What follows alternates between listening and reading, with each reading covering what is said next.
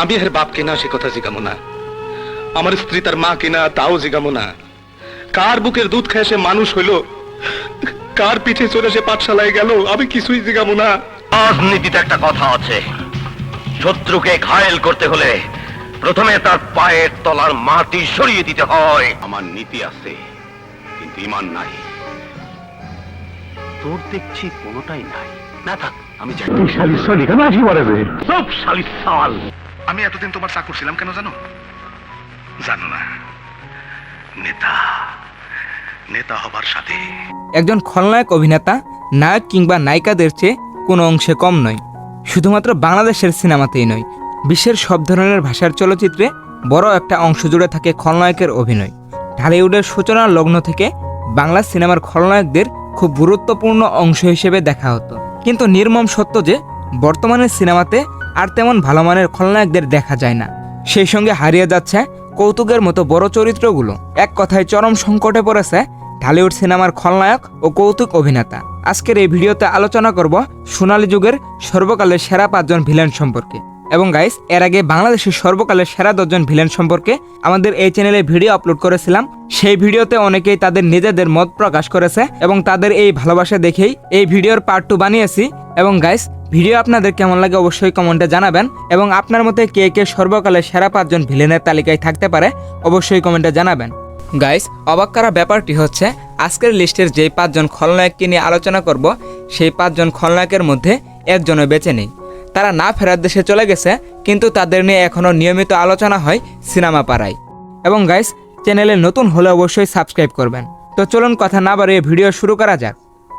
আজকের লিস্টের 1 নম্বরে রয়েছে হুমায়ুন ফরিদী। সর্বকালের সেরা 5 জন খলনায়কদের তালিকায় সবার প্রথমে যাকে নিয়ে আলোচনা করব তিনি হচ্ছেন হুমায়ুন ফরিদী। হুমায়ুন ফরিদী জন্মগ্রহণ করেছিলেন 1952 সালে 29 মে ঢাকার নারিন্দায়। হুমায়ুন ফরিদী ছিলেন বাংলা চলচ্চিত্রের একজন জাত অভিনেতা, এবং তার অভিনয়ের ক্ষমতা এতটাই ছিল যে যে কোনো দর্শককেই তার দিকে আকৃষ্ট করতে পারত তার অভিনয়ের ক্ষমতা দিয়ে। হুমায়ুন ফরিদী যখন সিনেমায় যে কোনো চরিত্রে অভিনয় করত, তখন সেই চরিত্রকেই নিজের মাঝে ধারণ করে নিত। সেই ক্ষমতাতেই তিনি হয়ে উঠেছেন বাংলাদেশের সর্বকালের সেরা 5 জন ভিলেনের তালিকায় নাম্বার 1-এ। হুমায়ুন ফরিদীর বিখ্যাত কিছু সংলাপ এখনও দর্শকদের মুখে মুখে রয়ে গিয়েছে। হুমায়ুন ফরিদীর অসংখ্য হিট সিনেমা রয়েছে, তার মধ্যে রয়েছে আনন্দ অশ্রু, ভণ্ড, পালাবি কোথায় ইত্যাদি। ব্যক্তি জীবনে হুমায়ুন ফরিদী 2 বার বিয়ে করেন। প্রথম বিয়ে করেন 1980-র দশকে। পরবর্তীতে তিনি অভিনেত্রী সুবর্ণা মুস্তফাকে বিয়ে করলেও 2008 সালে তাদের বিবাহ বিচ্ছেদ ঘটে। 2004 সালে জাতীয় চলচ্চিত্র পুরস্কারটি লাভ করেন হুমায়ুন ফরিদী, এবং হুমায়ুন ফরিদী 2012 সালের 13 ফেব্রুয়ারি ঢাকায় মৃত্যুবরণ করেন। মৃত্যুকালে তার বয়স হয়েছিল 59 বছর। গাইস, হুমায়ুন ফরিদীকে আপনার কেমন লাগে অবশ্যই কমেন্টে জানাবেন। আমার উকিলের দরকার নাই, আপনি হুকুম দিলে আমি তার জিগাই সে চুপ থাকা কেন আদালতে সময় নষ্ট করতেছে? আমার হাতে সময় খুব কম হুজুর। পারবো পারবো, একটু পরেই রাজা কচুয়ানকে শেষ করে তোর মেয়েকে আমার লায়ন বাহিনী ধরে নিয়ে আসবে। চলুন দেখে নেওয়া যাক পরবর্তীতে কে রয়েছে। এরপর রয়েছে রাজীব। সর্বকালের সেরা 5 জন খলনায়কের তালিকায় 2 নম্বরে রয়েছেন রাজীব। তার পুরো নাম হচ্ছে ওয়াসিমুল বারী রাজীব। 1 জানুয়ারি 1952 সালে জন্মগ্রহণ করেন তিনি। তার পুরো নাম ওয়াসিমুল বারী রাজীব হলেও তিনি রাজীব নামেই বেশি পরিচিত। তিনি ছিলেন বাংলাদেশি খলনায়কদের খলনায়ক। তিনি প্রায় 4 শতাধিক বাংলা সিনেমাতে অভিনয় করেছেন। খলনায়ক হিসেবে সফল হলেও অনেক চলচ্চিত্রে তিনি ভিন্ন চরিত্রে অভিনয় করেছেন। তার উল্লেখযোগ্য কিছু চলচ্চিত্রের মধ্যে রয়েছে দাঙ্গা, হাঙর নদীর গ্রেনেড, ভাত দে ইত্যাদি। 1982 সালে কাজী হায়াতের খোকন সোনা নামের একটি সিনেমা দিয়ে চলচ্চিত্রে অভিষেক হয় রাজীবে। বাংলা চলচ্চিত্র জগতে তার অবদানের জন্য তিনি 4 বার জাতীয় চলচ্চিত্র পুরস্কার পেয়েছেন। এবং রাজীবের জীবনের সবচেয়ে বড় দুর্ঘটনা হচ্ছে 1996 সালে তার 2 সন্তান পানিতে পড়ে মারা যায়, এবং রাজীব 2004 সালে 14 নভেম্বর ক্যান্সারে আক্রান্ত হয়ে 52 বছর বয়সে মৃত্যুবরণ করেন। রাজনীতিতে একটা কথা আছে, শত্রুকে ঘায়েল করতে হলে প্রথমে তার পায়ের তলার মাটি সরিয়ে দিতে হয়। পাহাড় কোনোদিন কারো কাছে যায় না, মাথা নিচুও করে না। এরপর আজকের লিস্টের 3 নম্বরে রয়েছে নাসির খান। সর্বকালের সেরা 5 জন খলনায়কের তালিকায় 3 নম্বরে রয়েছে নাসির খান। নাসির খান 17 সেপ্টেম্বর 1959 সালে জন্মগ্রহণ করেন।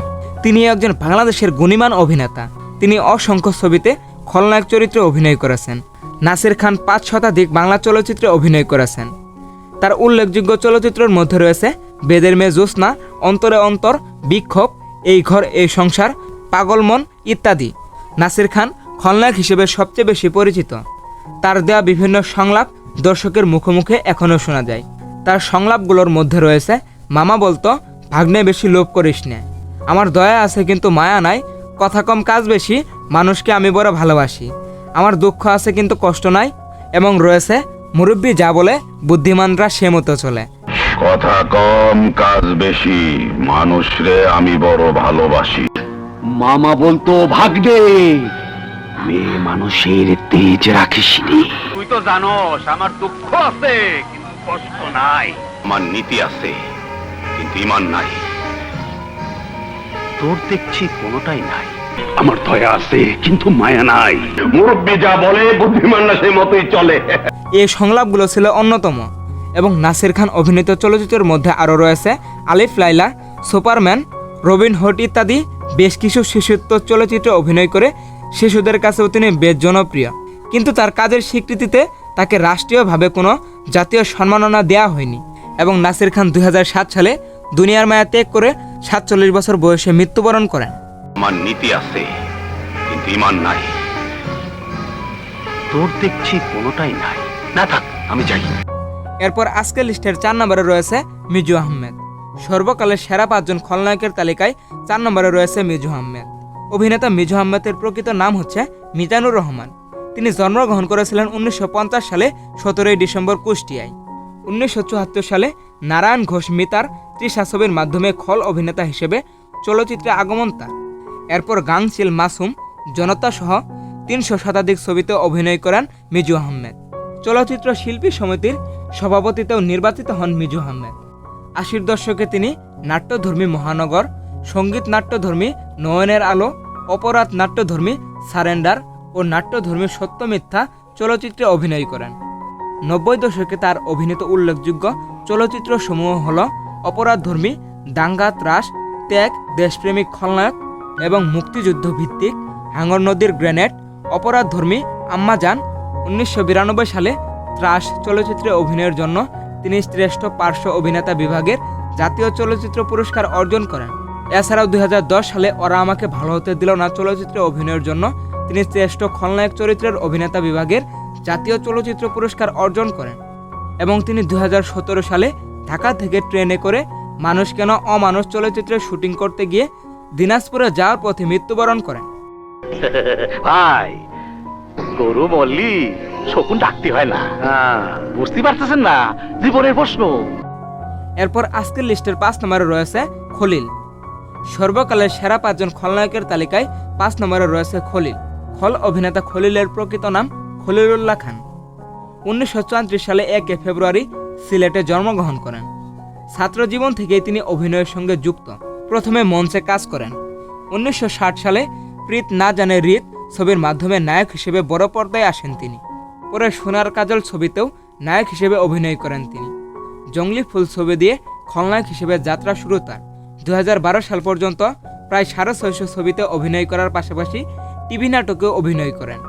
চলচ্চিত্রে দক্ষ খলনায়কের ভূমিকায় অভিনয়ের স্বীকৃত হিসেবে একাধিকবার জাতীয়, বাদশাহ সহ বিভিন্ন সংগঠনের পুরস্কার লাভ করেন। তিনি চলচ্চিত্র শিল্পী সমিতির সভাপতির দায়িত্ব পালন করেছিলেন। 2012 সালে জাতীয় চলচ্চিত্র পুরস্কারের আজীবন সম্মাননা দেয়া হয় তাকে। বাংলাদেশের আনসার বাহিনীর কর্মকর্তা ছিলেন খলিল। খলিল 1954 সালে মানিকগঞ্জের রাবেয়া খানকে বিয়ে করেন। খলিল 2014 সালে 7 ডিসেম্বর সকাল 10টায় ঢাকার স্কয়ার হাসপাতালে মৃত্যুবরণ করেন। গাইস, আজকের এই ভিডিও আপনাদের কেমন লেগেছে অবশ্যই কমেন্টে জানাবেন। এবং গাইস, আপনি খলনায়ক হিসেবে সবচেয়ে কাকে বেশি পছন্দ করেন তাও জানাবেন। ভিডিও ভালো লাগলে অবশ্যই সামাজিক কাজে লেগে পড়ুন। আজ এই পর্যন্তই, দেখা হবে নতুন কোনো ভিডিওতে। টেক কেয়ার, আল্লাহ হাফেজ। কে বলে আমি ভালো না, কে বলে আমি ভালো না। এত জোরে চিৎকার করিস না। জোরে চিৎকার করার সময় এখন আমার।